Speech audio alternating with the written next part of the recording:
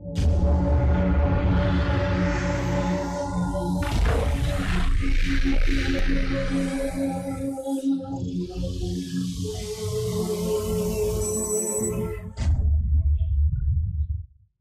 everyone in YouTube land, this is Alan, aka AOL customer, playing tabs again. Try the other levels through here, just play a few and see what kind of chaos awaits here. So bear with me and see what happens in this mess. Obviously I played previously, I don't know, a couple weeks ago, a couple of levels, I think like 4 or 5 or so, and this time I'm gonna see how many more levels, before I get sick of it. But you'll see. It's a really fun game, and you'll hopefully enjoy the craziness. So here we go.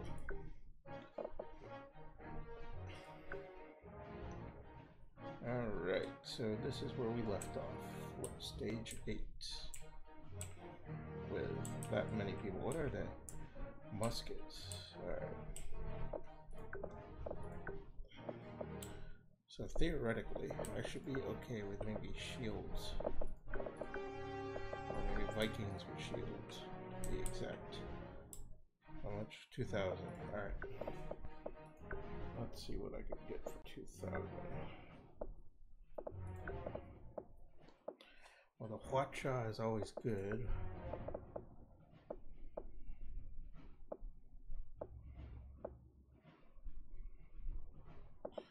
Let's do this. Let's put a few archers. Alright, like that. I think Mr. Axeman will be good over here. And then let's do a barrel roller like here. Put a bunch of Vikings here. And maybe a cannon. And then some shields.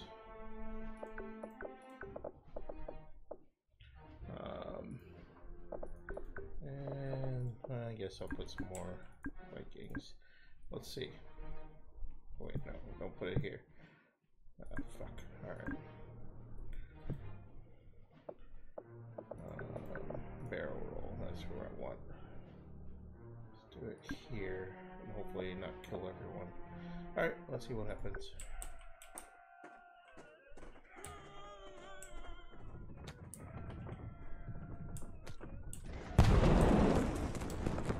Oh, that didn't go as planned.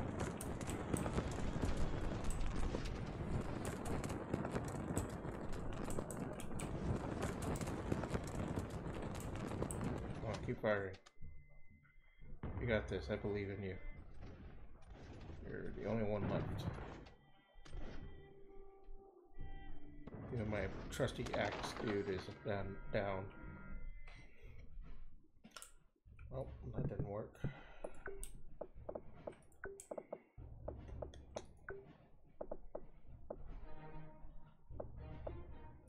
How about a catapult, like right here? And then why not chariot with Santa Claus? Look at that little weird thing right there.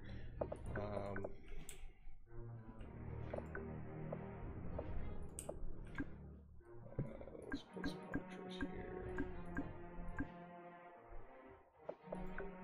And then a couple of ninjas and some samurai. Let's see what happens here.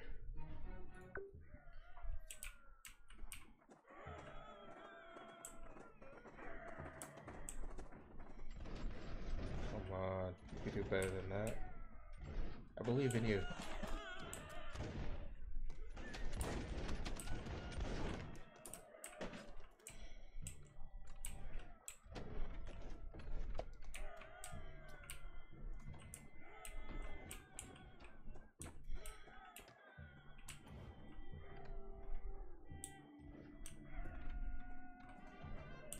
Alright.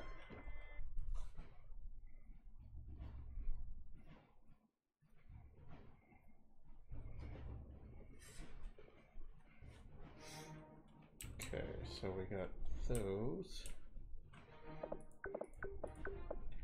3,000 this time. I'm gonna try a Hwacha here, and then a Ninja Master. And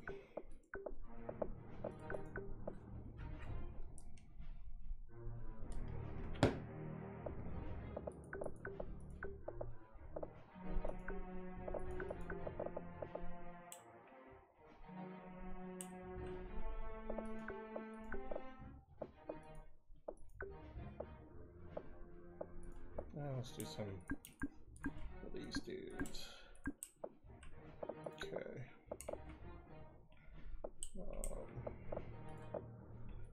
Some archers.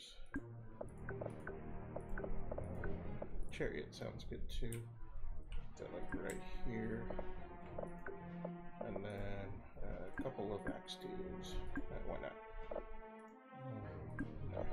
Alright, let's see what happens.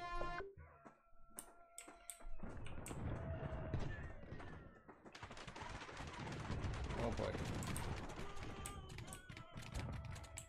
Okay, well, I thought I was gonna kill the chariot dude.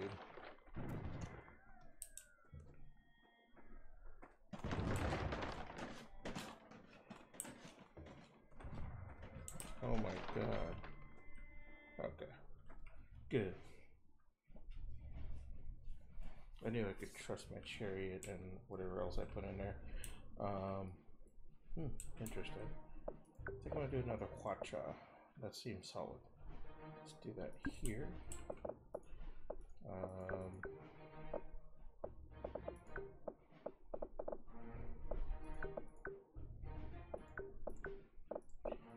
Ninjas, why not?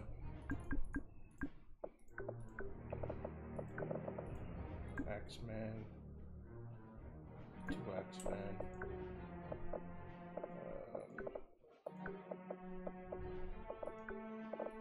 Set Hillary, Trump. Oh boy. That's something to do in sandbox mode. Sandbox mode. Another time. That sounds like fun. Let's do a few samurais. No, that's not what I wanted. Samurai, right there. Alright. Let's do a couple of footmen. Sure. 1 Viking rare. Let's start. Ah.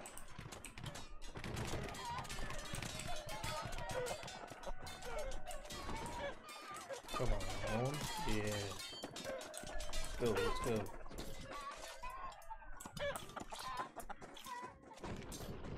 Come on, Axeman.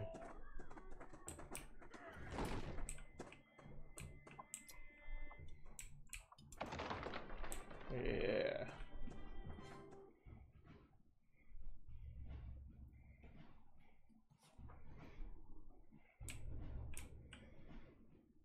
A bunch of Vikings, alright.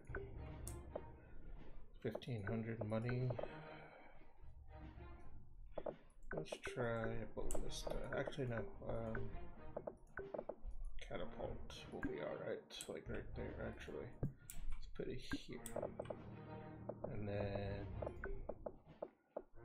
let's put some Vikings there to counter. And then there's an Axeman.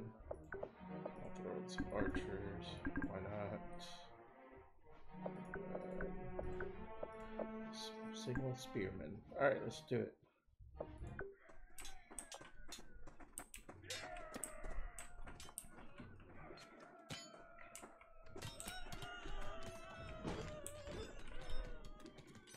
I think I did some friendly fire, but whatever. They're just expendable. Come on, aim better. Move.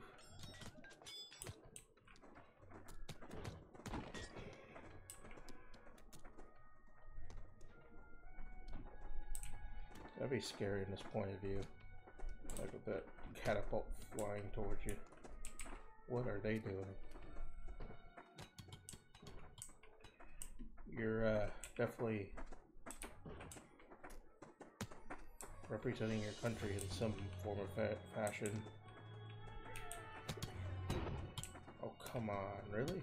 I have 2 left. Fire. What? No.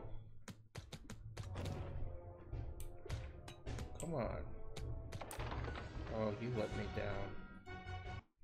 Okay. Well, that kind of failed. Let's put the catapult in this position. Right around here.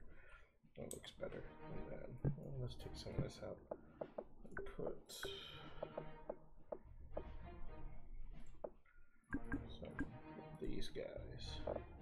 Sure, a thief. A single thief. I'll put back here. Alright.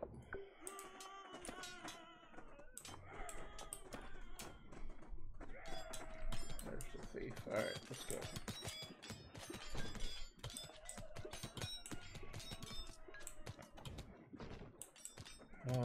Friendly fire. It's horrifying. Come on.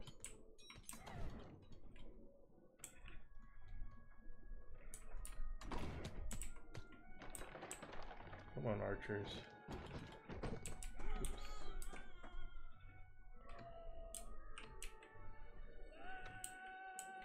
Come on, keep firing. Come on. Oh, God.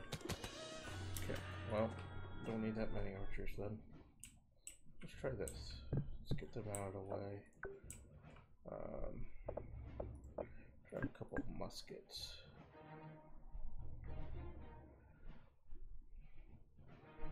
A couple of them here. 2 more muskets there. And let's try.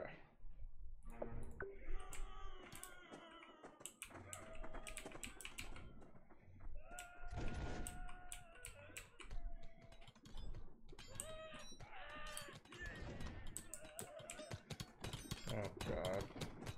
The hell? Come on, they're all clustered up in there. Fire, I say. Expendables, fire. Okay, good.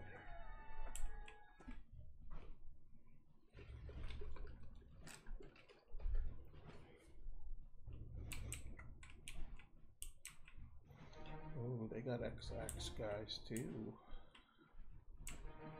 That's a good counter for that. Let's try. Well, let's see what Trump does. Put one here, and then a Huacha. Just out of curiosity. Start. I would build a great wall, and nobody builds walls better than me. Thank you, Trump. Oh my God.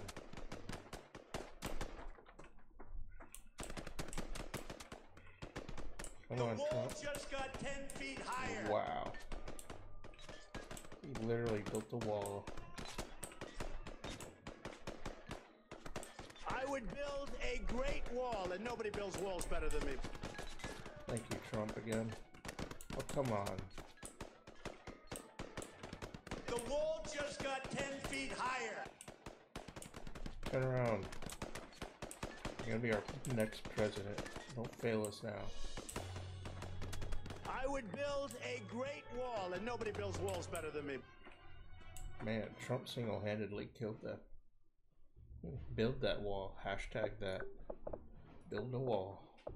Alright. That's interesting. Bunch of Vikings.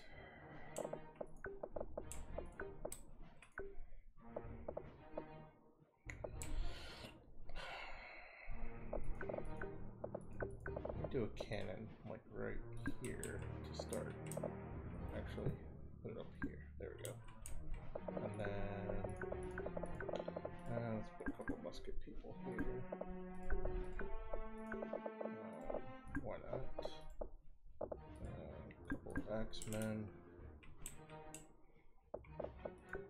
And a Huacha way in the back here. Throw in some ninjas because they're badass, am I right? Oh, and a peasant to finish my money. Check your corners. No, they're inside the fucking church, man.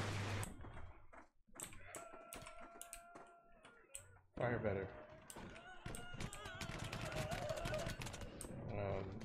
Okay.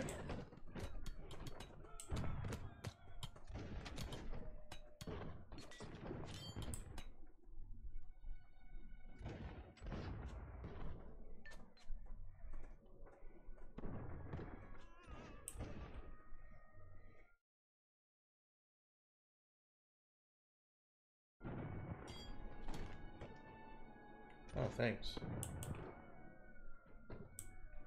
Alright, now go after them.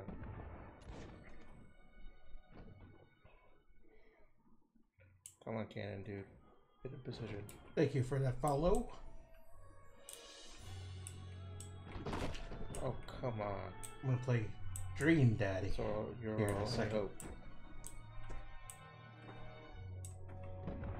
How much time do I got left? 2 minutes? Alright, wait, you're still alive? What? Where's your dude?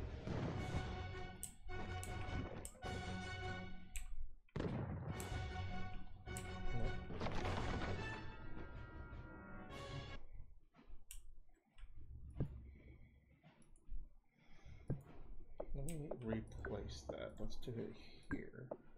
And watch, like right in the middle. Try that.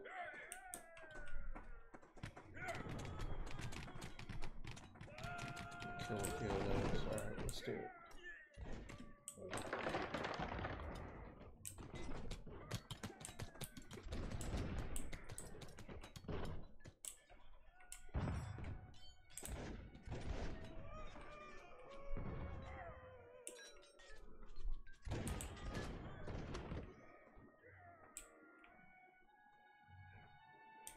Is he alive still? I don't know. Why? Oh, there goes that.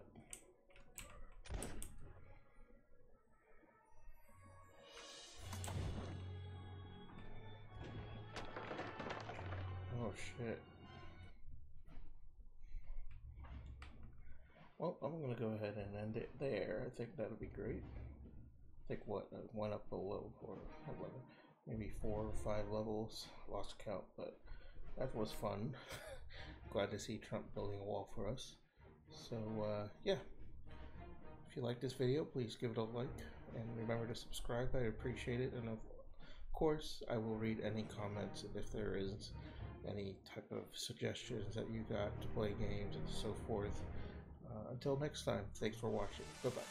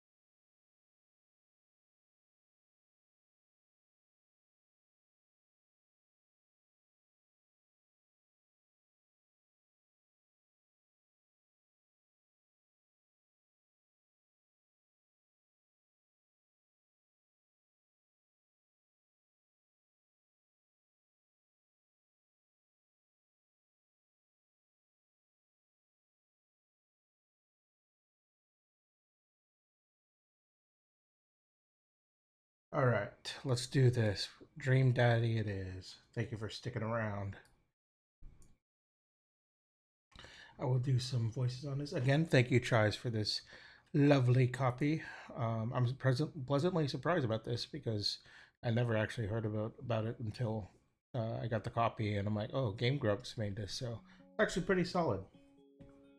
Here we go.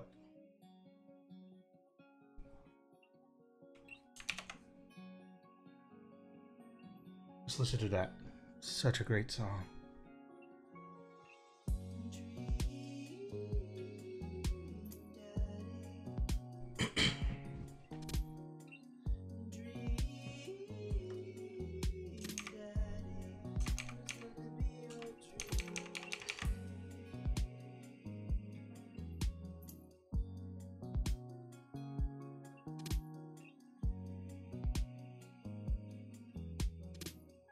such a great song. Alright, let's do this. Continue for Diego Montoya.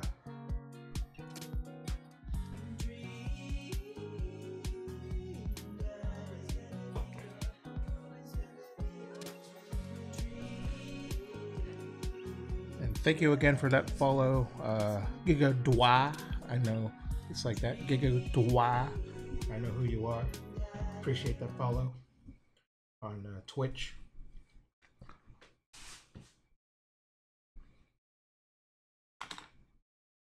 And if anybody new, I would appreciate the follow on Twitch. I'll stream random games if I can.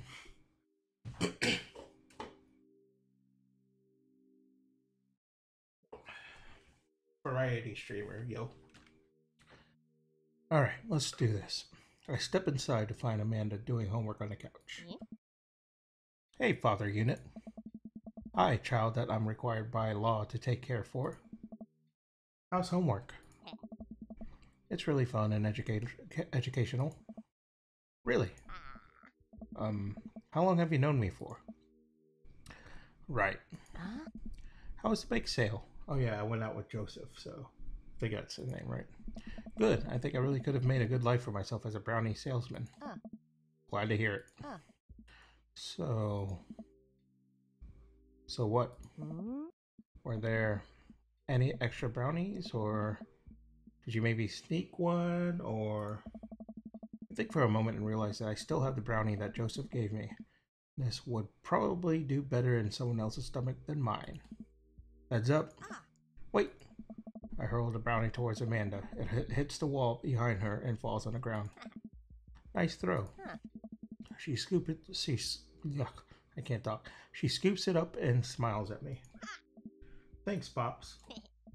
Hey, if you're not going to bed anytime soon, would you be game for some real shark hunters of Orange County? I thought the last hunter got eaten by a shark. He did. I sit down next to her and cozy up with a blanket. Awesome. Yeah.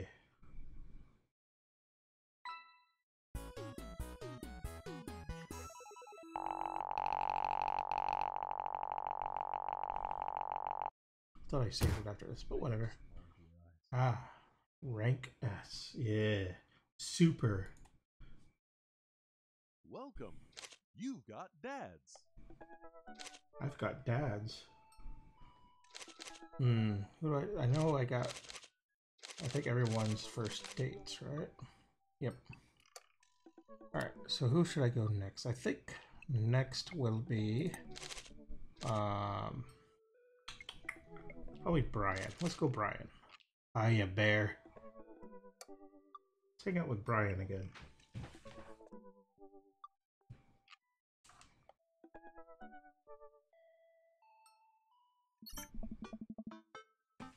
Hey, Daisy and I are going fishing tomorrow. Are you in or out? Oh, I have a message from Brian. Oh yeah, I have to do my southern accent. Oh no, I've been dreading this day. I accidentally boasted about my abilities as a fisherman to Brian, and now he's challenging me to another dad-off. I've been doing my fishing research online, but I'm nowhere close to being an expert. Still though, I have to accept. I type back to Brian. Sounds great, man. Super excited to catch all of those fish. Make sure your mower's in good working order because you're going to be all over my lawn this weekend. Ooh. That'll show him. Ryan responds back, letting me know that tomorrow he'll pick us up at an hour I had previously forgotten existed. Man, that's going to be a rough start. Amanda. Amanda comes into the room from the kitchen, eating a cheese stick by biting it off piece by piece like some kind of monster. I didn't raise you like that. What? It's called string cheese and not chompy cheese for a reason, Amanda. Did you just call me in here to criticize my controversial string cheese eating technique or what? No. Amanda, we have to go fishing tomorrow. Well, you have to go fishing. I get to play with Brian's dog. How do I become a master of fishing overnight? You went fishing in the Girl Scouts, didn't you? Nope, my stint in the Scouts was brief and purely transactional, though I or thought that I could get free cookies, but I didn't know that I had to like be outside and tie knots and stuff. But I had to beat Brian. Dad, let me tell you a story. Do you remember last summer how I applied for a job at that coffee shop across town? Um, uh, Give me a refresher. During the interview, they asked me if I knew how to work an espresso machine, and I really wanted the job, so I lied and said yes. On that first morning, there was a line out the door, and within half an hour, I severely burned my hand, and they told me to go home and never come back. I still have a scar from that. Of course I remember. What does that have to do with fishing? Burn is a metaphor, Dad. I don't get it. You can lead a horse to water, but the horses have to do with fish. And burns. Dad, please, I don't get your obsession with competing against Brian. You wouldn't understand. It's a dad thing. Please try explaining it to me. Okay, Brian's just... he just thinks he is so much better than me, and he purposely reminds me of that whenever he can. It's like he has to one-up me. I have to beat him at his own game. Is that what you think is happening here? No, Amanda. Okay, good. I know that's what's happening. Alright, Pops. We should both be getting some sleep. See you in the morning. Night, Panda. I brush my teeth and throw on some pajamas. I climb into bed, set my alarm, and close my eyes. Okay, sleep. I am wide awake. Can't help but think about the last time I went fishing, hoping that there's something I could glean from it to give me an edge over Brian. I was about 9 years old, and my dad woke me up one morning and told me to get dressed and meet him downstairs. It was still dark out. I had no idea what was going on, but before I knew it, we were both alone on a freezing cold lake. I had to sit there for hours while it got hot and muggy, the air thick with bugs. I picked up mosquito bites while my dad sat in stony silence, fishing pole in one hand and a beer in the other. We didn't catch anything. On the long drive home, my father bought me a pack of cigarettes and didn't say a thing. That didn't help, and I think I have some repressed sadness about my father. I'll deal with that later. That's kind of sad. Let me check one thing really quick. Make sure everything is okay on AOL or YouTube land.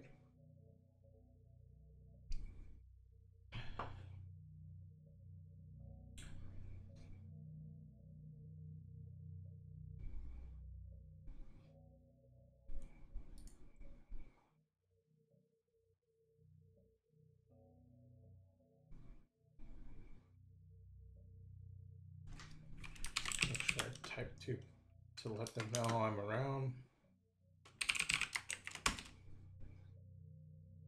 There we go. Alright. I'm sitting on a boat in the middle of a body of water. I can't see any land, but I know it's a lake. The water is placid and still. I'm holding a fishing pole.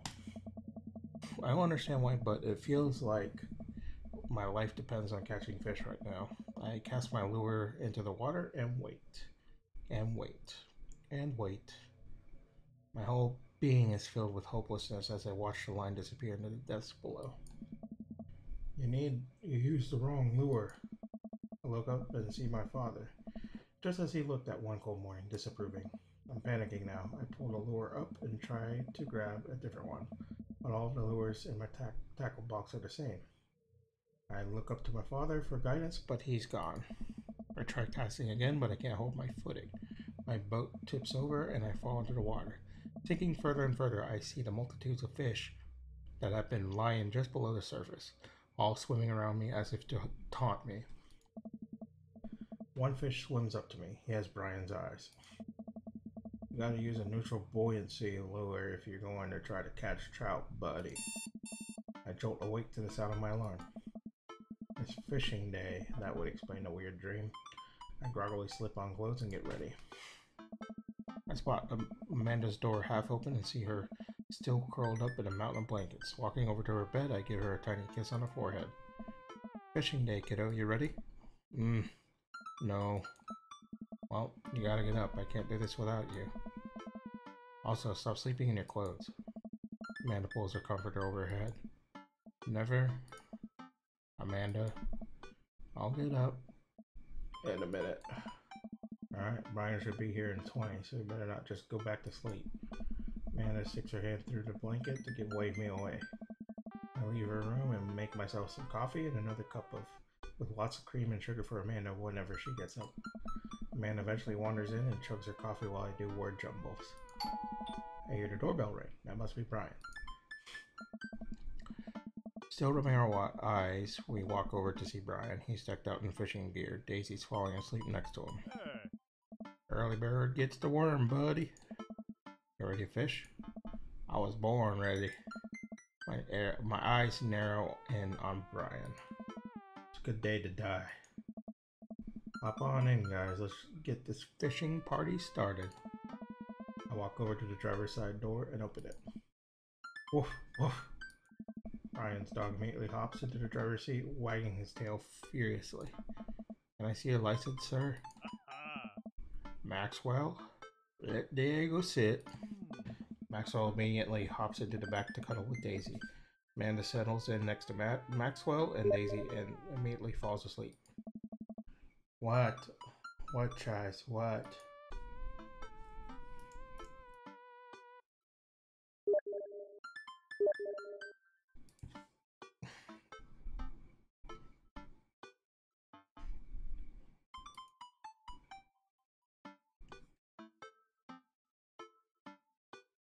Yeah, there we go. You ready for an adventure? I'm ready for glory. I struggle to stay awake as we drive to the outskirts of town. Country music.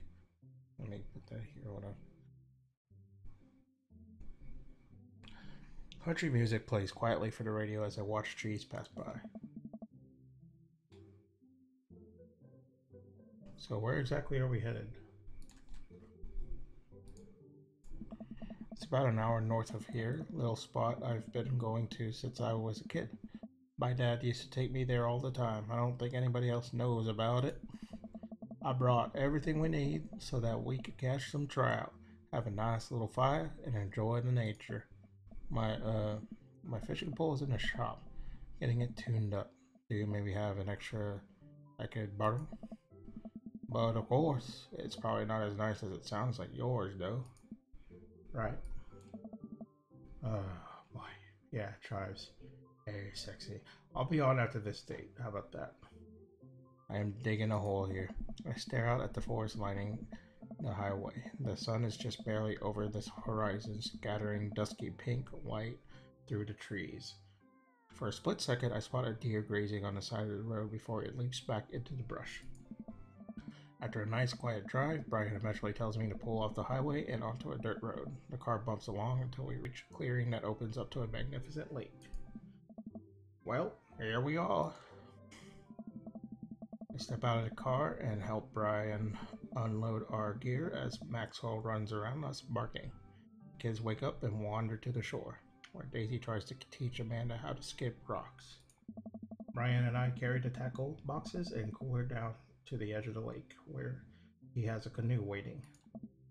Ah, great. It's still in one piece. Hold on. Help me out with Maxwell. I help Brian place a tiny dog-sized life vest onto Maxwell. Woof, woof. Alright, your turn. Brian hands me a lime green life vest.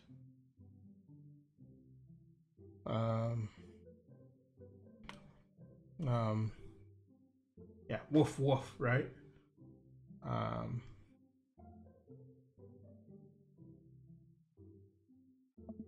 If I fall, I'm counting on you to rescue me.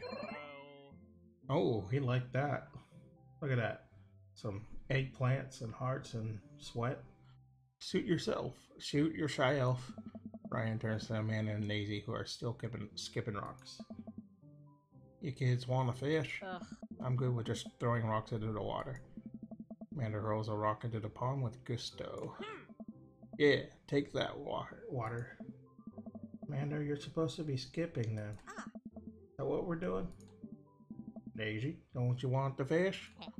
I think catching fish is kind of inhumane. We're gonna go explore the woods and look at bugs and stuff. Scott wants your daughter. Scott, back off of my daughter, alright? Sicko, get the fuck out of here. My daughter. Get out of here. She said that she would like $20 via Cash App if possible. Now, back to this. Alright, be safe. Don't go too far. Brian puts the life vest around himself and we throw all of our equipment into the canoe. Maxwell happily jumps in and takes his place looking out over the front of the boat. I get into the canoe as Brian shoves off. We paddle together to get ourselves in the middle of the lake. Most freshwater fish usually feed at dusk and dawn, which is why I had to get you up so early. Yeah, I know. That's pretty common fisherman knowledge after all. Fisherman knowledge that I am knowledgeable about. Still a gambling man? You know it. Let's see who could catch more fish. You could catch more than one? Sounds easy enough to me. What's on the line? Besides all the fish I'm gonna catch, obviously. I was thinking of something a little more high stakes than mowing the lawn. Custody of our children? More than that, let's say if I win, I get your weed whacker. Whackmaster 2000? That's a limited edition. But if you win, you get my pole saw, the Reach and Cut 3000. The cordless version. That's the one. Shit, the Reach and Cut 3000 is state of the art. My weed whacker is a prized position, but there are those hard to reach branches at the back of the yard that have been begging for a pruning. You're on. Oh god, this is another minigame where I'm gonna fail. Oh, we shake on it. I suddenly remember that I don't know how to fish. My foolish fatherly pride will one day be my undoing. I watch as Brian ties a lure and does some stuff I can't quite follow with his fishing pole. Cast it to the lake. Oh boy. Now I have to do that. I stare down at the tackle box and at the pole in my hand. Insult the fish.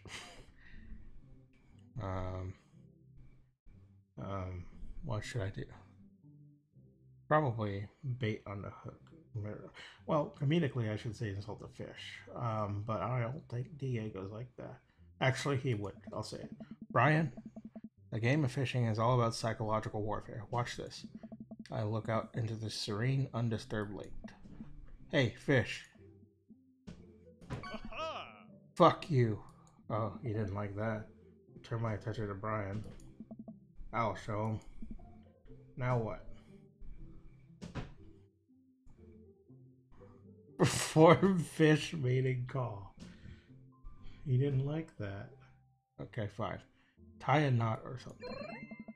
Oh, he loves that. Look at that. He loves them eggplants, them tears or sweat. No, I'm not doing mating call. My guy doesn't. I don't think he would. Well, he probably would have. I take my pole and try to tie an elaborate looking knot to impress Brian. The classic hunter's bend. I learned that one in my youth. What? Wow. You're so awesome there, Tribes. You know what? You're so awesome. Let me do this. Since you're basically the only one watching. Mod. Enjoy, you're a moderator here. Yep, this one is coming apart anytime soon. With this knot, I will cast my heavenly line upon this unsuspecting water and deliver unto us a bountiful harvest. Yeah, welcome to the mod house. Where one day when I'm famous with 5,000 people watching, that's going to be an important role. I look over to Brian.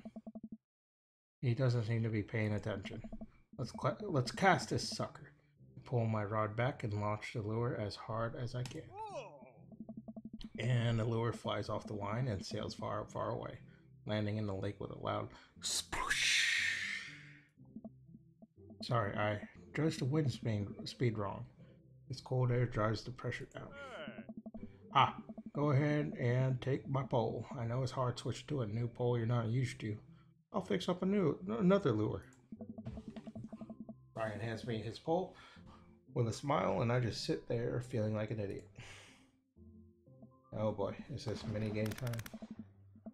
Hey, stop giving me those ideas there. Fishing around here is easy. They group up. All you gotta do is line up 3 of them. Oh wait, fishing around here is easy. They group up. All you gotta do is line up 3 of the same species and reel them in. I mean to match 3 of the same species. I can't tell them apart. Match that fish. All right.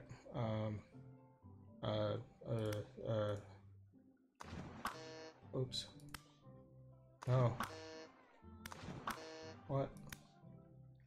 What?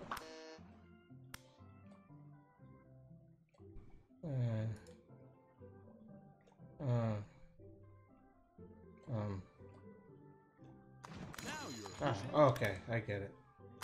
match There of you the go. day. I get it now. Nice match. I get it. Now you're There you fishing. go. Nice catch. This is easy compared to the statue of fucking whatever I had to fix. With Damien. Match of the day.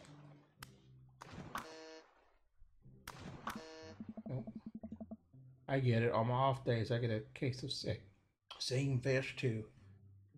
All right, thank you, Brian. With the one up me there. Fishing. Match of the day. Catch of the day. There you Nice catch. Rainbow There you trout. go. Nice catch. go. There you go. Oops.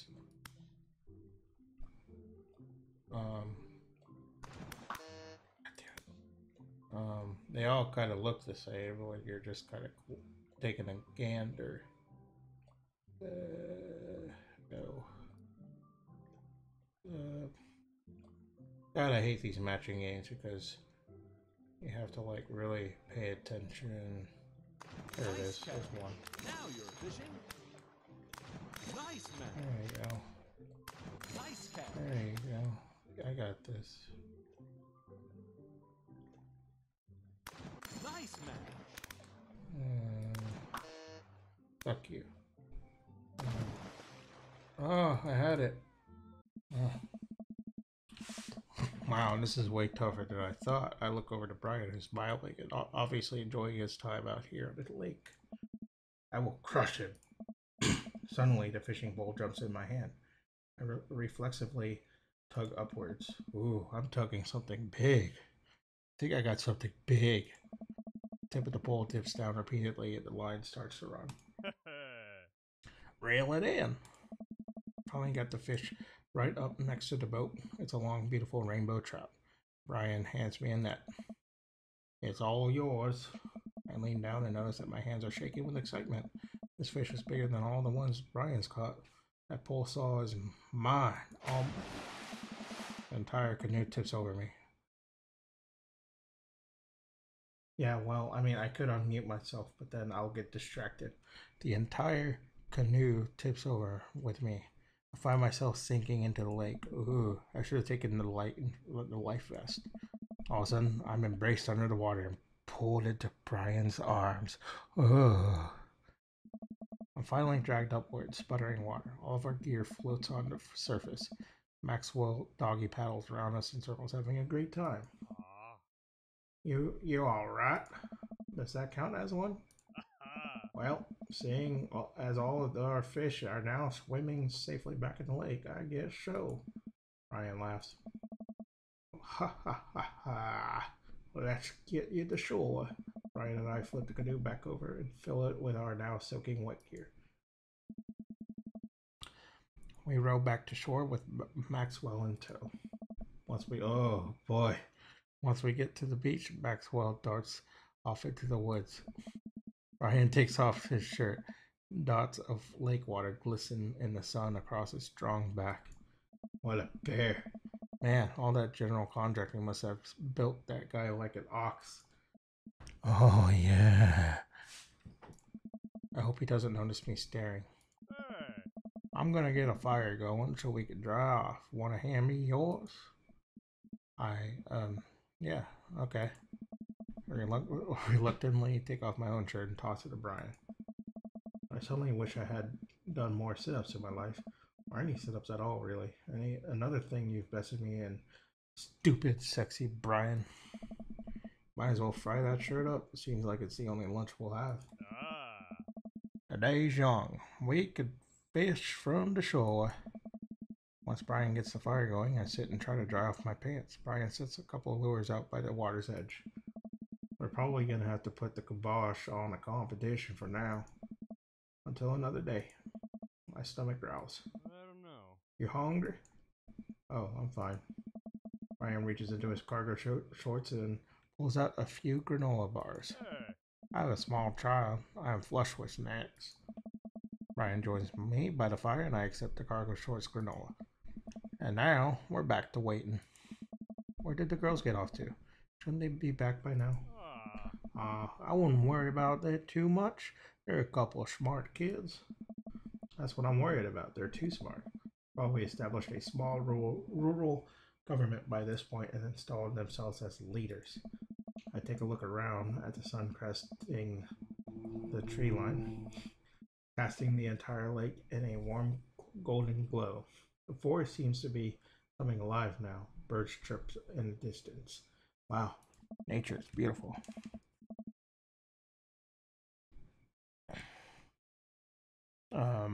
A mosquito bites me. I slap my neck and curse. Nature sucks. Here you go, bud. Ryan hands me a bottle of bug spray. I begrudgingly take it and douse myself. Here you go, try this. Ugh, I've always hated how this stuff smells. What? Probably me. What do you mean? Really? I've always kind of liked it. Reminds me of being outside. Maybe you and I have different sentiments of the outdoors. Maxwell comes bounding up to me, a huge stick in his mouth. He drops it at my feet and looks at me expectantly. Alright, throw the stick towards the woods. Oh, he loves that. I hurl the stick as hard as I can towards the tree line. Maxwell bolts after it, running as fast as his stubby little legs can carry him. Which, consequently, is not very fast. No. You quiet there. You need to get your mind out the gutter. Which, consequently, is not very fast. It's very cute, though. Nice throw, Diego. It rides. I turn away so he can't see me blush. Ew. Maxwell brings the stick back to me, clearly proud of himself. Good boy, Maxwell. You're a very good and speedy boy. You're the world champ of fetch. It's time for the pets. What's the plan? Rub that belly. Maxwell rolls over and lets me rub his belly. He wiggles on the grass, clearly loving it. I feel like I'm at a third wheel here. Where are my belly rubs? You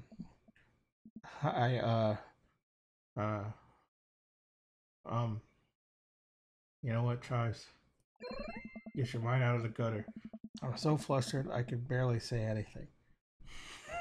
I just focus on petting Maxwell and hope Brian doesn't notice how much I'm sweating. While I'm playing with Maxwell, fish begin routinely pulling on Brian's lines. I watch Brian effortlessly fillet the fish, squeezing a bit of lemon on them and frying them up in a cast iron pan. Before we know it, we have a feast fit for a couple of shirtless dudes. Amanda and Daisy emerge from the woods, looking totally unscathed. Oh, Dad Bod Patrol. I'm gonna have to issue both a citation and demand you both put your shirts on. There are children. There are children present. Brian tosses me my now dry shirt. I pull it over my head, thankful that I will no longer be distracted by Brian and his pecs.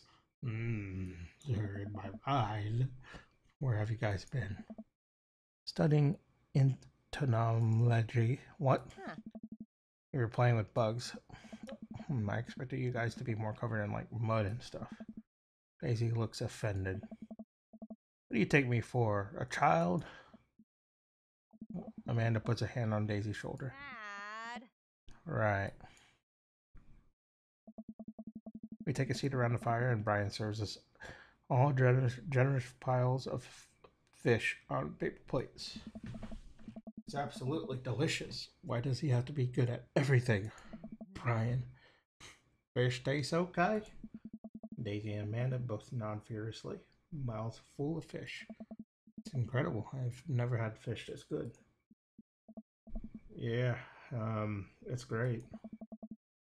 Old hardened family recipe. Why are your pants wet? Well, Amanda, we were out there on the lake, and then I accidentally tipped over that boat. Don't worry, all the gear floated to the surface, so we didn't lose anything, right, Diego? Yeah, that's exactly what happened. What is he good at? Come on, Travis, out with it. I can't believe he just covered for me. Gosh, he even out humbles me. He tried to beat me at everything, including my world famous sense of humility. I bet I know why your pants are really wet. Why, Travis? Why? Is it because of the eggplants and the sweat from the eggplants and hearts? Huh? Is that why? We finish our fish and end up playing catch with Maxwell for a little while before we decided to head out. After cleaning up the camp, we pack up the station wagon and let Maxwell into the seat. The poor pup falls asleep in a cuddle puddle with Amanda and Daisy. They've had a long day. Oh, okay, good. Thank God. Thank you, Travis. Oh, I'm sorry. I guess it's my head somewhere else. I don't know. I thought your head somewhere else. I don't know. Man, an ordeal today. Bud. Let me drive you guys home. I want to prove that I'm the most awake dad on the block, but yeah, I'm beat. Fine. As we drive away, I take one last look at the lake disappearing behind us and smile. I rest my head against the window, and the low rumble of the dirt road beneath us lulls me into a peaceful sleep. Hey, sleepyhead. I open up my eyes and realize that I had dozed off in the car. I self-consciously wipe a bit of drool off my chin. Oh, hey, I was resting my eyes. Just in case we suddenly have to jump into any sort of conflict. So I'm super awake for that. I'm ready to fight with my strong arms. It's all good. You're in some rest, buddy. Thanks for coming out with us today. I had a lot of fun with you. Ooh. Thanks for inviting us. I also had fun, actually. Glad to hear it. Take it easy, yeah? You too. Take it the easiest. Ryan chuckles to himself as he unloads the car. Man and I get inside and immediately collapse onto the couch. Long day. Yep. I was so close to that pole saw. Pole saw? Yeah. Brian and I were competing to see who could catch the most fish, and... stop. Why do you care so much? Man, Panda, just look at the guy. He's so obviously got my number, and he's rubbing my face in it. Oh, boy. I get... Okay. 10, 9, 8, 7, 6, 5, 4, 3, 2, 1. Chive says something. No? My God. Conspiracy. Maybe. Oh, there we go. Oh, okay. Maybe it was 15 seconds. Man, okay. Dad, I love you. But you're kind of dumb sometimes. Dumb. Or clearly the superior dad. You know what? I don't have any of the energy required to properly unpack your weird fixation with asserting your masculinity. I'm going to bed. Night. Amanda slides off of the couch and face down onto the floor. I am a tired slug. Amanda, that floor is disgusting. I don't care. Well, night, honey. Night, Pops.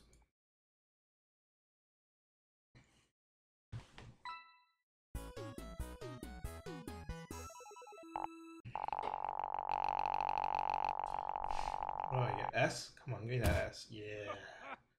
What an Like amazing stud, day. right? That's what S stands for. Should I do another date? I was thinking of doing a date with Robert. If Scott's still watching. Give him my sexy, suave voice.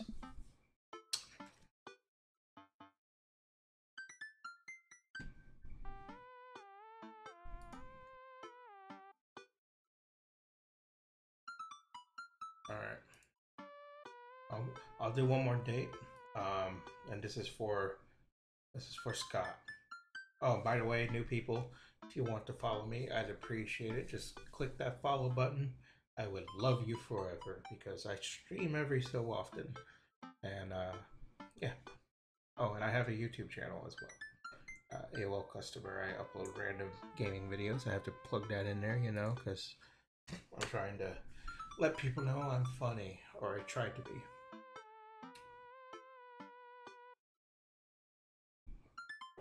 All right. I'll do one more date, and it's going to be with Robert. I'm just about ready to pack it in. After a few bites of ice cream from the freezer, I turn off all the lights and walk down the hall to my room. I wonder if Amanda's still awake. That kid needs some sleep. As I pass her room, I can hear a faint sound, but can't quite make out what it is. I get a little closer. Is she, crying? I knock gently on the door. Amanda? Crying immediately stops. Not right now. Her voice sounds strained. She sniffles. I need to make sure she's okay. I open the door. In the dark, I could see Amanda's outline in the middle of her bed, knees hugged up against her body. Is everything okay? I don't want to talk about it. Did something happen? No, nothing happened. Go away. Alright. I'll leave you be. I'm not gonna back. I could have kept going. Immediately starts crying again. Wow. I have no idea what has her so upset. She seemed totally normal.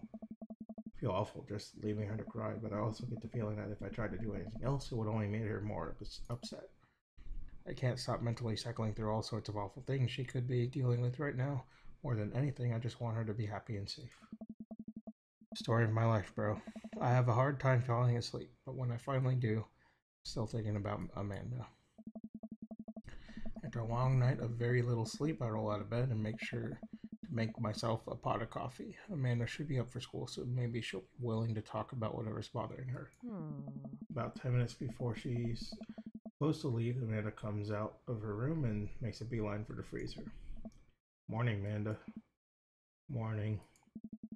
She drops a frozen waffle into the toaster and slams the freezer door. She won't look at me. Yikes. So, anything big going on at school today? No. Alright. Do you need a ride to school? No. Want some coffee? Amanda pulls the toaster lever up and takes her still freezer burned waffle out before it's finished cooking. Oh, I have to go. Amanda picks up her bag and storms out. Oh. Okay. I haven't seen her act like this in a long time. It's usually short-lived, but it always hurts. Hopefully this blows over and things are back to normal soon. I sit back at the kitchen table and look at the picture of Amanda and I hanging on a wall. In it, I'm teaching her to ride a bike. Her face is a mixture of excitement and pure, unadulterated fear. I remember how determined she was. Every time she would fall off and scrape her knees, she would get up and try it again. Finally, I had to stop her because she was bleeding everywhere. Then she started to cry because she didn't think she needed bandages and wanted to keep trying. As I put the bike away, she just stood in the middle of the street and screamed.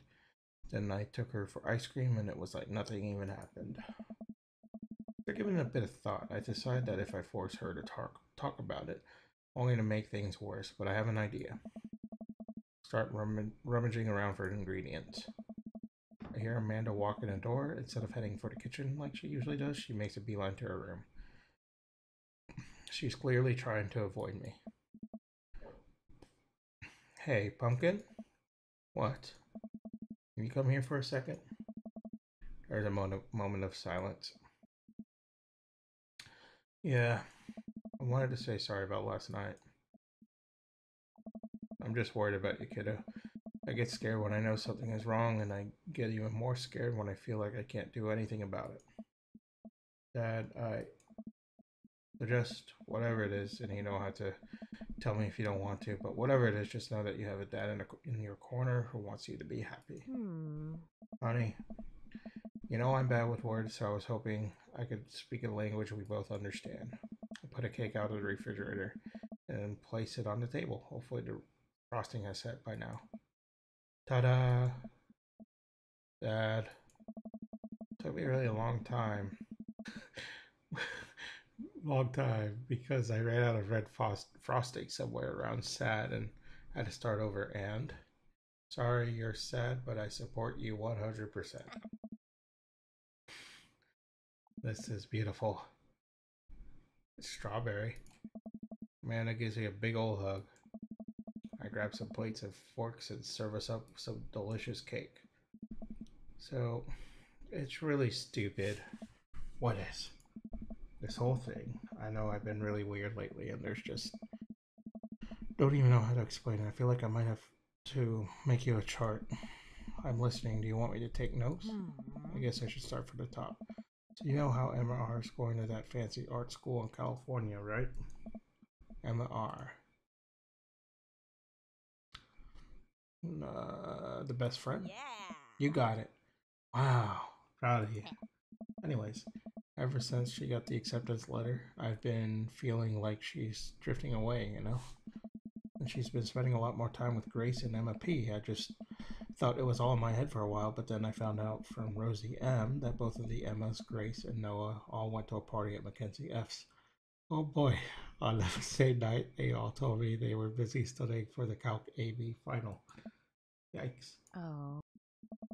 So, another important piece of information is, God, this is embarrassing. I have a crush on Noah, and that's a thing. Scott has to give me money for this. That's a thing.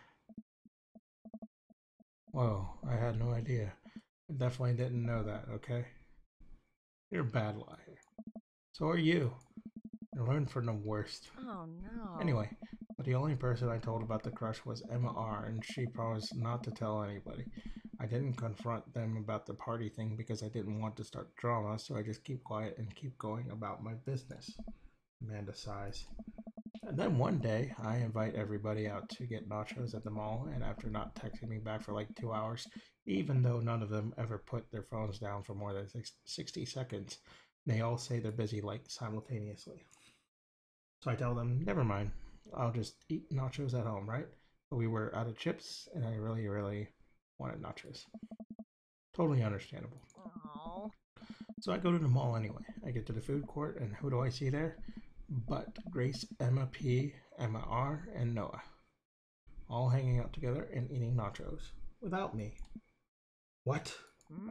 It gets better. I'm standing by the escalators watching them, and I realize that Noah has his arm around Emma R. Which is kind of weird, right? But then they kiss. No. Yes. I know. So I storm over there and I'm like, hey.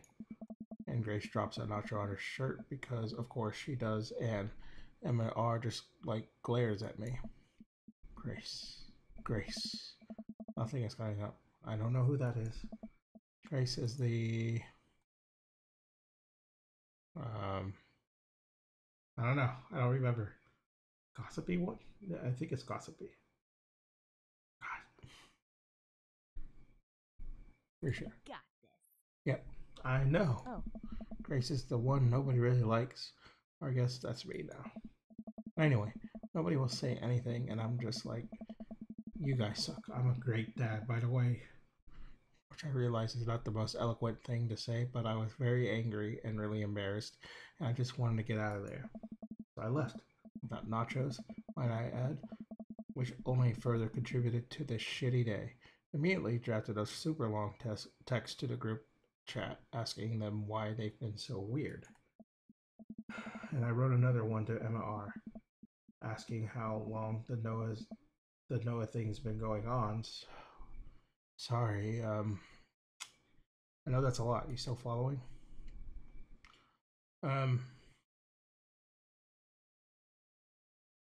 What did Emma R say? Oh, okay, get a load of this. Emma R says, you know what? Let me just read it to you.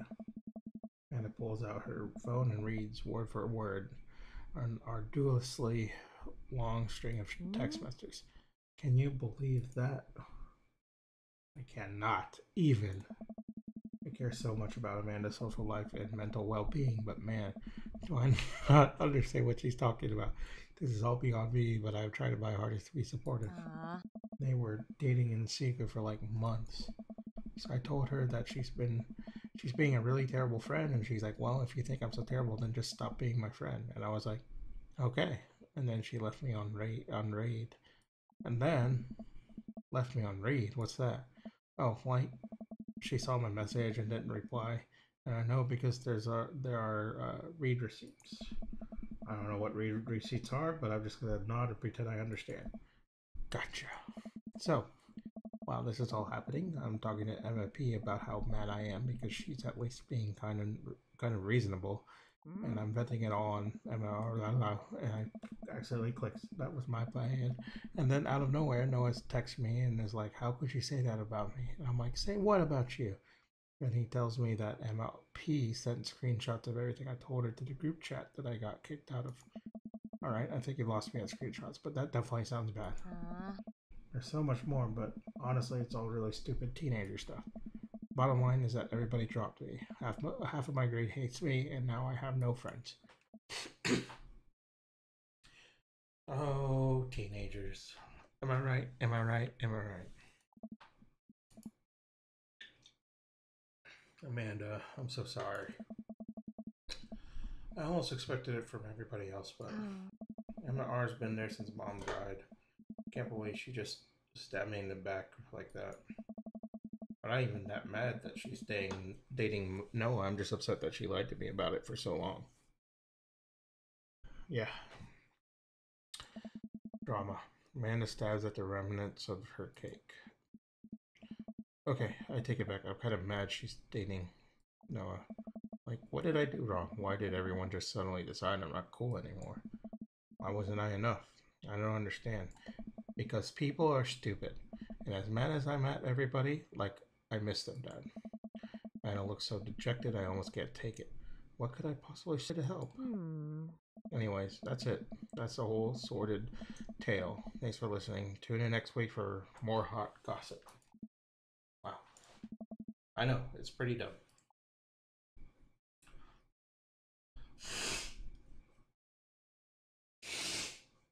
So what should I say it this way? I think I should say it's kind of dumb.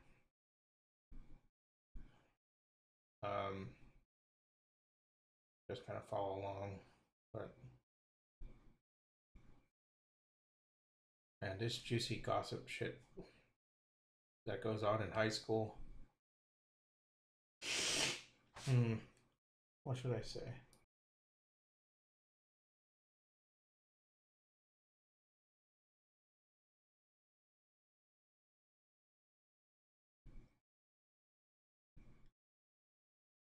Well, don't be rude. What? So should I say? That's what I was leaning towards too, but then I could say it's kind of dumb, but kind of go with her train of thought. Oh, it's a stupid thing to be upset over. Amanda, your feelings are real. Don't ever be mad at yourself for having feelings, I guess. Unless you're secretly being a robot who's been approximating human feelings this whole time. Dad, if I was a robot, I would have transformed into a monster truck a long, long time ago. But seriously, I know you probably don't want advice, but I feel like it's my duty as a dad to bestow upon a few nuggets of fatherly wisdom. Here we go. High school sucks. Actually, middle school is probably worse than high school.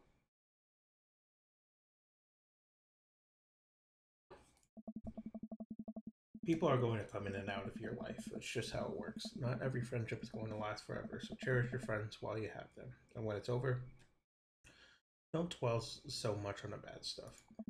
You had some good times with MR, but you guys grew apart. Learn from it and keep moving forward. There are so many new friends to make, and they're going to be much cooler than MR and the rest.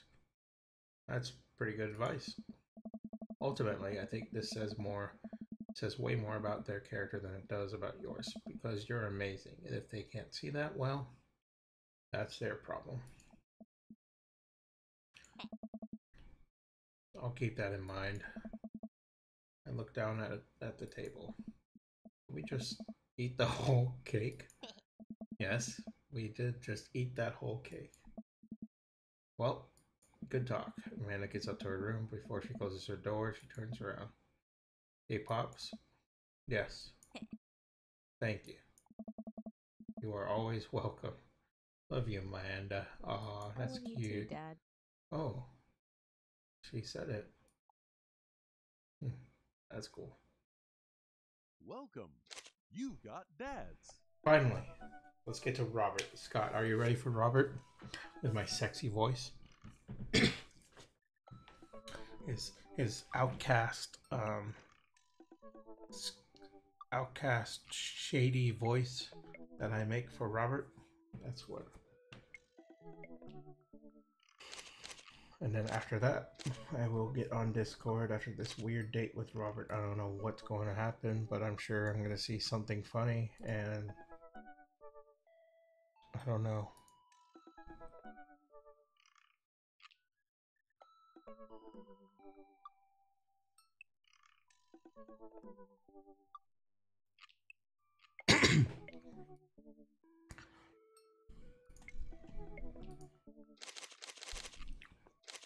Here we go. Let's get Robert. Message this boy. See if he answers.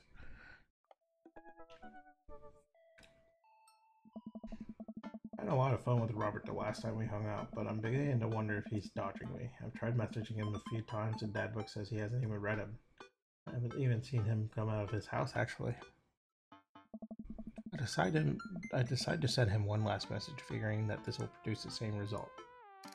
Hey man, don't know where you've been, but we should grab a drink soon. Walk away from my computer because at this point I know he's not messaging me back anytime soon. I linger in the kitchen. I'm all caught up on work. The house is relatively clean. Maybe I should do something nice for Amanda. I'll bake her favorite pie. I root through the pantry and pull out all the ingredients. This is an old family recipe that I used to make with my grandmother when I was a kid. I lost the actual recipe card a long time ago, but I think I'll be able to remember how to make it. I start mixing the ingredients together with the crust until I get a nice dough. I throw some cherries into a saucepan, make the filling. Normally I don't like to multitask in the kitchen, but this cherry pie is a piece of cake. Pie? It's a piece of pie. I'm making a pie. Oh man, I can never remember what temperature you're supposed to set the oven at.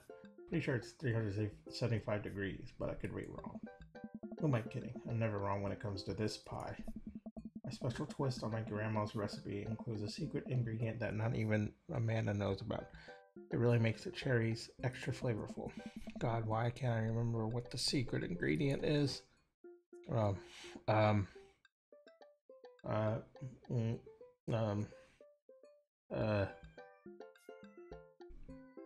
More cherries? Probably. No, let's add salt. Oh, it's salt. Duh. Just a pinch of salt to bring out the natural sweetness of the cherries.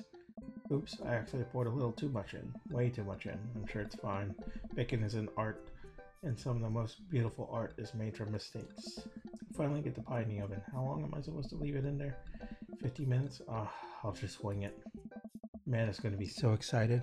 That kid loves a good pie. I have a seat at the kitchen table and do word jumbles until Amanda comes home. I could hear the door slam open.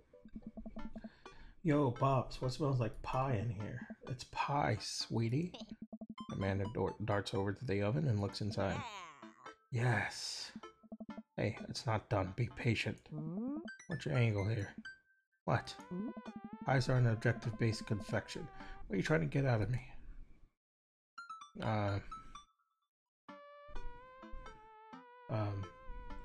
There.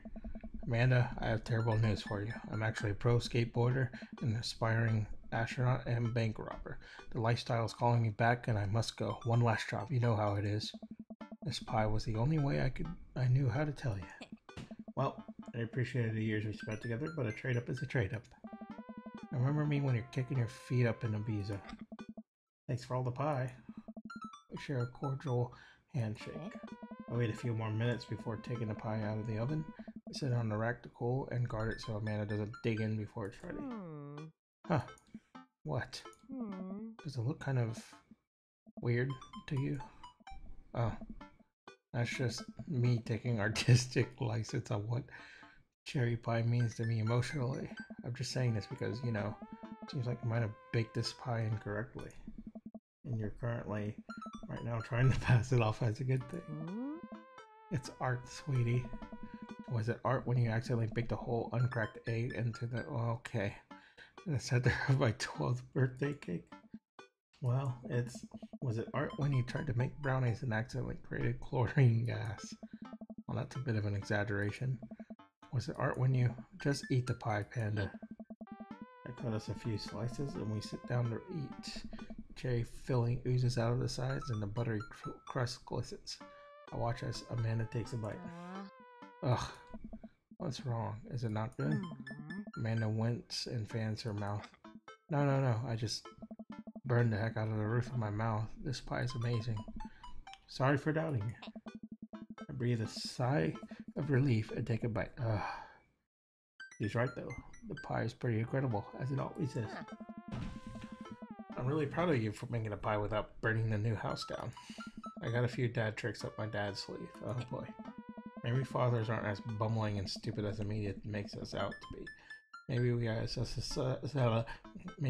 a society should have a little more respect for fathers as a whole. What? I put in salt. That's the secret ingredient. That's right. Just learned that. I said a pinch of salt, but apparently I fumbled and poured a bunch of salt. So I don't know how much salt I put in there. Alright, let's continue. This is the important date with Robert, I hope. So, continuing on with my story.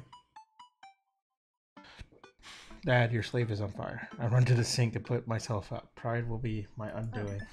Amanda and I clean up the kitchen and play a little more living room hoops before she retreats to her room and do her homework. I go back to my word jumbles. Hey, this one spells cat. The rest of the evening trickles by. We eat dinner. I help Amanda with one of her scholarship applications, and we both start getting ready for bed. I decide to check Dad book one last time before I climb into bed. Still nothing from Robert. Huh. Hope he's okay. I turn out the lights and lie down. Hey. Diego. Hey. Hey, Diego. Hey, I'm outside. Come outside. Oh. That's creepy. What is that? I was just on the verge of falling asleep. I climb out of bed and try to identify the source of the dinging. My computer screen illuminates the dark room. I walk over to it, ready to turn it off when I notice what's happening on screen. Don't make me honk. I will honk. Get out of here. Get out here. I look out my window, and sure enough, there's Robert leaning up against his pickup truck in my driveway. Oh boy. I open my door to try to figure out what's going on. What's up, Robert? Hey. Hey? Wanna hang? Daddy. Oh boy. Dream Daddy. Get it? Dream Daddy. I was kind of sleeping. That's no fun. Coming up. I would argue that sleeping is very fun, but I don't have to be anywhere in the morning. Might as well, as the kids say, live a little. Sure. Cool. You plan on going out like that? I look down and realize that I am, in fact, not wearing pants. Huh. I mean, I don't mind. Right, 1 second. I run inside and throw on my going out pants, shoes, and a jacket. I grab my keys and meet Robert back outside. Ready? Ready. Hop in. I jump into the passenger seat of his old red pickup truck. I have to move a few empty cigarette packets and gas station receipts out of the way before I can sit. Robert silently starts the car and we drive out of the cul-de-sac. Hey. Oh boy. Where are we going? You like Tom Waits? Tom who? Wait, who's... Before I can answer, Robert turns up the radio. Yep, that's Tom Waits, alright. He lights a cigarette and cracks the windows. We drive together in silence. So, where are we going? Robert doesn't respond. Robert? Oh, I heard you. He still doesn't answer my question. I look out the window and notice that Robert's taking us to the highway. I twiddle my thumbs. Well, whatever I've gotten myself into. Looks like I'm in for the night. I settle into my seat and watch streetlights pass by. I glance over to Robert, who's driving intently. He looks tired, as he always does, but there's something a bit more there that I just can't place. I want to be a car dude here. I like your car. How old is this thing? Older than you. Stop looking so nervous. I'm not nervous. I'm a little nervous. Oh. Just hang on, we're almost there. Almost where? I have no idea where we are. I think we're moving at a slight incline. I'm not so sure. We eventually come to a stop.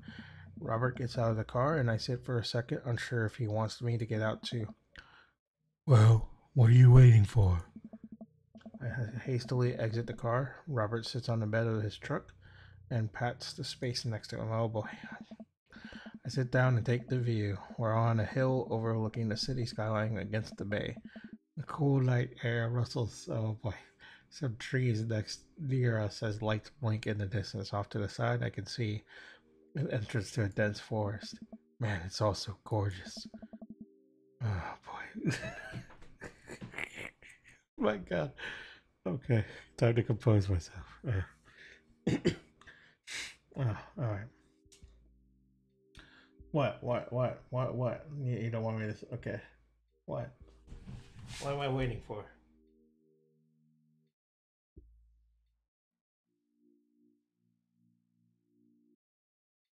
Okay. Okay. All right. So, they pull up to the spot, nice scenic view, and then it says... And they're like sitting on his bed of the pickup truck. So, it says here... This is where I come to masturbate. God damn. What? Oh. I'm kidding. What's wrong with you? Oh. This is my little spot where I come to think. Oh, it's nice. You can see the whole city from up here. Really gives you some perspective. Robert reaches behind him and pulls something out from under his jacket. It glints in the moonlight, and I suddenly realize what it is. Oh shit, that's a knife. Oh. Please don't stab me. Robert reaches into his pocket and pulls out a small piece of wood. Please don't stab me with that either. Oh. Robert makes the knife to the piece of wood and starts carving at it. Oh. I breathe a very audible sigh of relief as Robert looks at me sideways. Did you think I was going to stab you just now? Oh boy. Another piece of wood, huh? Yeah, that wood. That wood. What? No. Hate to break it to you, but I did, in fact, bring you out here to harvest your organs. Oh boy. Do I play along or laugh? I think he likes it if I play along. Let's play along. Yeah, well, you think you got me in your trap, but I knew. For years, I've been putting the most vile junk food in my body in preparation for this day. Come at me, friend, and reap what you will. 2 steps ahead of you at all times. That's how I operate. Oh boy, there you go. Yep, I knew you would love that. Ah, nothing gets past you, huh? Robert reaches into his pocket. Oh boy. It pulls out a folding knife. Then he opens and hands to me. I'm gonna warn you, the last guy I had in a knife fight with lost 3 fingers because he didn't know the 8 basic rules of knife fighting. You're familiar, right? I honestly can't tell when you're kidding. I'm so many little levels of irony deep that I've forgotten what humor is. He and I laugh. Have you ever whittled before? Considering I'm not a grandpa, no. What do you mean by that? Well, I just thought that you would have a block of wood shipped to you along with your first social security check. Diego, I'll have you know that whittling is a time-honored tradition enjoyed by both young and old alike. That you're dismissing it before you've even tried it speaks volumes about your character. However, because I've gotten to know you for some time and have come to think of us as friends, I'm willing to attribute it to ignorance instead of malice. What I'm trying to say is, go get that stick. Robert motions to a good-looking stick on the ground, perfect for potential whittling. I pick it right up. The most important thing to remember while whittling is to cut with the grain, not against it. If you cut against the grain, the wood is gonna splinter. Isn't the most important thing safety? No. Getting hurt comes with the territory. Look at my damn hands. I look at his damn hands. They're calloused and covered in little white scars. They are very nice hands. You can't make a stick omelet without breaking a few hand eggs. Ugh. While I'm distracted, the knife slices into my thumb. Blood gushes all over my little wooden carving. Robert is lost in carving and doesn't notice me bleeding everywhere. Robert still doesn't notice. Robert, I'm dying. I'm bleeding to death. Robert finally looks over. He reaches into his jacket again. Jesus, how much stuff this guy keeps in there? He pulls out a red bandana. He wraps it around my thumb. Hold tight. He hops off the truck, and I could hear him rummaging around his car. He comes back a moment later with a well-stocked first aid kit. Robert carefully wipes all the blood off my hand and swipes a bit of antiseptic onto the cut. With surprising gentleness, he places a bit of gauze on a wound, and wrap it all up. Yeah, my head's in the wood part. All right. You okay? Yeah, I'm good. He hands me what's left of the tube of antiseptic. Make sure to keep that cut clean. It's oddly touching and a little sexy. Because I'm a real whittler now.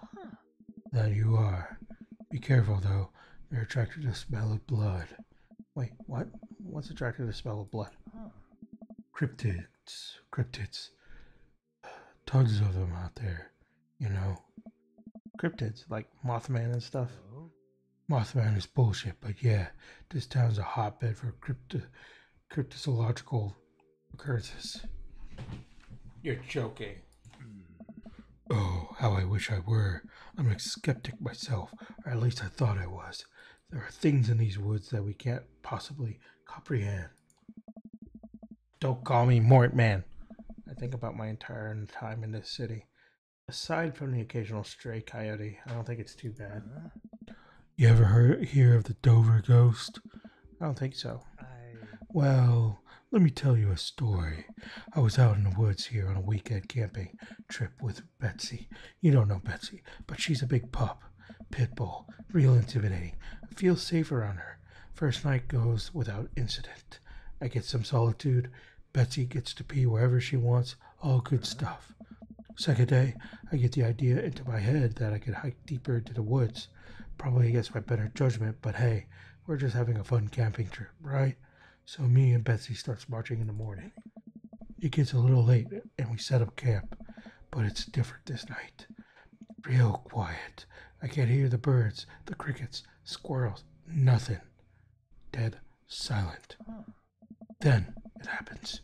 I hear the most unholy growl I've ever heard in my life, right outside my tent.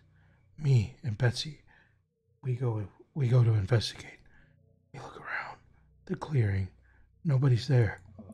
But there's this feeling. Not sure if I could quite describe it. I know something, is watching us. Betsy, though, she's scared. Never seen her like that. And when she's scared, I know that I should be too. But then I see it. In the distance. Oh, a man. But if something that didn't know what a man was supposed to look like made it. Just looked wrong. Big. Arms too long for its body. Black eyes. It just stood there and stared at me. Then it disappears. I hear one yelp from Betsy and I turn around to check on her, but she's gone. To thin air. I didn't sleep at all in my tent that night, and I don't think I've slept right since.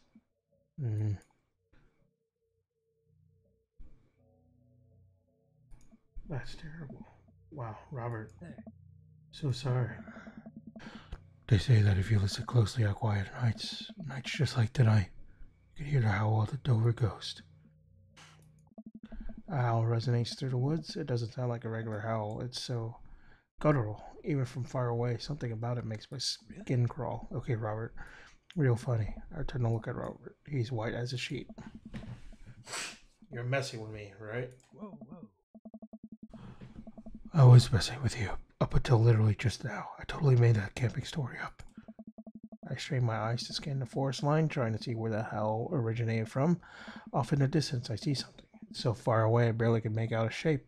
It looks human, but it's dragging something. Do you see that? We should, go. Whoa.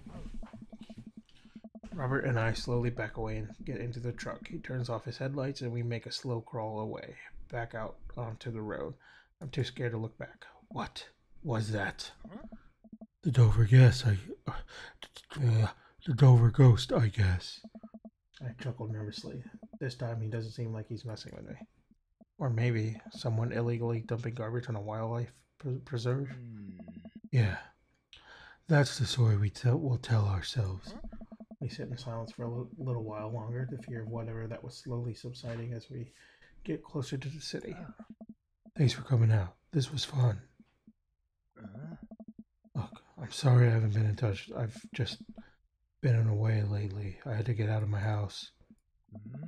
I had to be around somebody. Doing okay, man? Robert thinks for a second and lights another cigarette. Been doing a lot of thinking. Takes a long drag.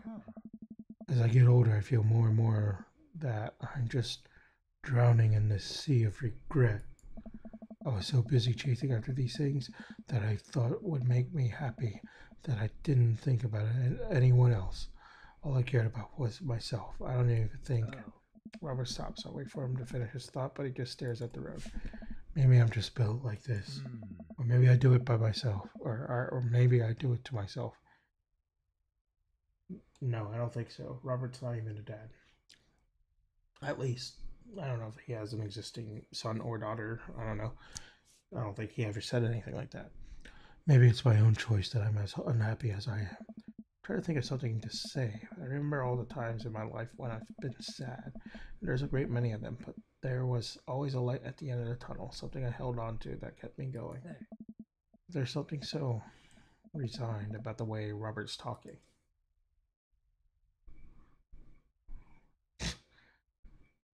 Oh, I want to say that. Must have taken a lot for you to want to tell somebody this. You're a mysterious guy, Robert. You don't have to be. Do you ever wish you were a better father? Think about it for a second. All the time. You can read all the parenting books you want, but nothing will ever prepare you for raising a child. There's so much stuff I regret or wish that I could have done better, but I don't have the answers. I don't know if anyone does. It's funny. I look at you and your relationship with your daughter, and it seems perfect. It isn't. At least you're there for her. I stare out the window at the blur of passing trees. Just hope I'm a better father to my kid than my dad was to me. What did your dad do? It's more about what he didn't do. He was quiet, stoic. Don't think he ever once told me that he loved me. He cared more about his work than he ever did about me or my mom. Do you hate him? No. I used to, but after I became a parent, I just kind of feel bad for him. He missed out on my whole childhood. When I think about it, all the happiest moments in my life, they're all with Amanda and Alex, and he just wasn't there.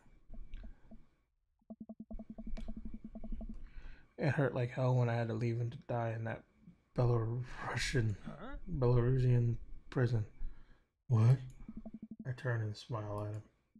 No, he's retired in Florida with my mom. We go there every Christmas. Oh God. Oh God, what a present I got there. We both break out into laughter. He pats me on the shoulder.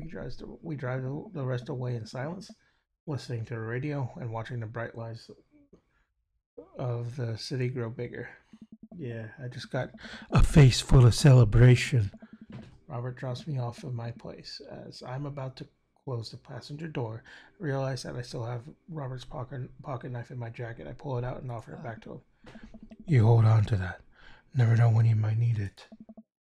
Night, Robert. Have a safe drive home. Robert smirks and pulls away. He then immediately pulls into his driveway, which is one over mine. He gets out and waves. I tiptoe into the house, careful not to wake Amanda up. Whoa, where'd you come from? Look around and spot Amanda coming out of the kitchen with a glass of water. Thought you were sleeping. Oh, Robert woke me up to go cryptid hunting. You know the Mothman is bullshit, right? Amanda, you know what? It's fine. I think about the conversation I had with Robert in the car as Amanda starts walking towards her room. Hey, Amanda? She stops. I love you. It's weird when you say it outright and sincerely like that, but I love you too. Night. Chuckled to myself and finally decided to go to bed. That's a little cool ending there. With the daughter. S or A? I don't know. Let's see. B? B for bullshit, am I right? Alright. Enough of that. I don't care about Robert. I just wanted to see what that date was. That will do it, ladies and gentlemen, and whoever's watching. I will be done here. Let me read this real quick. It's a beautiful night and the air smells so fresh. So I decided to take a long way home. I casually stroll through the neighborhood. Yeah, right? B for bullshit. I casually stroll through the neighborhood, taking in the sights and sounds of a suburban city with a low crime rate and wide walkable sidewalks at night. So I'll end it here. We'll continue to play more probably tomorrow sometime, so I'll save it here. And then, yeah, if you're new, please follow me on Twitch. I shall be on. Usually I'm going to try every day, probably like in the afternoon or something, Eastern time. And just follow me. I'd appreciate a follow. If you check out my YouTube, if you're on my YouTube channel for some reason, my YouTube channel is AOL Customer. I have uploaded videos recently. It's videos of The Walking Dead: A New Frontier, episode 3. I'm gonna do those episode 4 tomorrow, and continue on with uploading those because I love the Telltale games. They're pretty cool.